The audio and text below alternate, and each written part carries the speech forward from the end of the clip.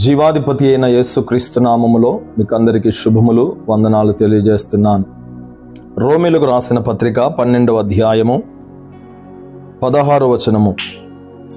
ఏడ్చు వారితో ఏడువుడి, ఒకనితోనొకడు మనస్సు కలిసి ఉండుడి. హెచ్చు వాటి అందు మనసుంచక తగ్గు వాటి అందు ఆసక్తులై ఉండుడి.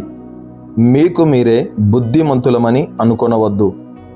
ప్రియమైన దేవుని పిల్లలారా, నేటి దినాల్లో చాలామంది ఒకరితో ఒకరు మనస్సు కలవని స్థితిలో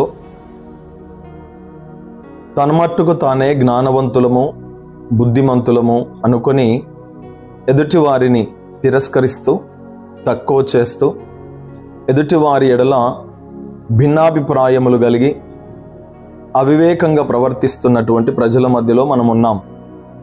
ప్రభు యొక్క వాక్యం సెలవిస్తుంది ఏంటంటే, ఒకనితోనొకడు మనస్సు కలిసి ఉండుడి అంటున్నాడు. హెచ్చు వాటి అందు మనసుంచక తగ్గు వాటి అందు ఆసక్తులై ఉండండి అంటూ మీకు మీరే బుద్ధిమంతులమని అనుకొనవద్దు అని చెబుతూ ఉన్నాడు పౌలు భక్తుడు. అవును ప్రియులారా, హెచ్చు వాటి అందు మనసుంచక మనల్ని మనము తగ్గించుకొని తగ్గువాటి విషయంలోనే ఆసక్తి పరులమై ఉండవలసిన వారమై ఉన్నాము. ప్రభువు మనకు నేర్పిస్తున్నది కూడా అదే. తన్ను తాను తగ్గించుకునివాడు హెచ్చించబడునని, తనను తాను హెచ్చించుకునివాడు తగ్గించబడునని ప్రభువు హెచ్చరిక చేస్తూ ఉన్నాడు. ప్రియులారా, నేటి దినాల్లో చాలామంది హెచ్చువాటి మీదనే మనసు పెడుతూ ఉన్నారు. ప్రభువు మనకిచ్చిన సూచన లోక సంబంధమైనది కాదు, ఆత్మ సంబంధమైనది, పరలోకపు తండ్రి యొక్క ఉద్దేశమై ఉన్నది.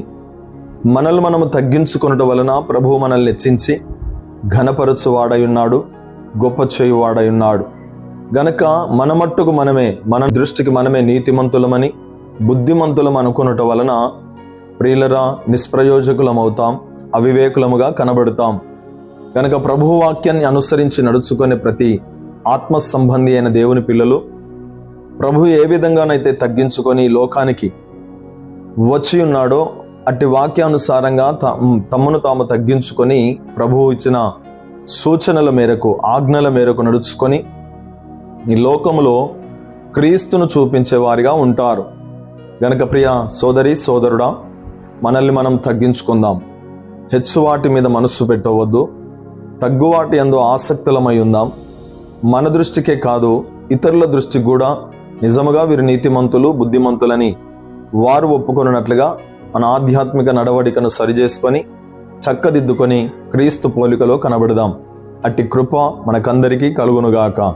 ఆమేన్.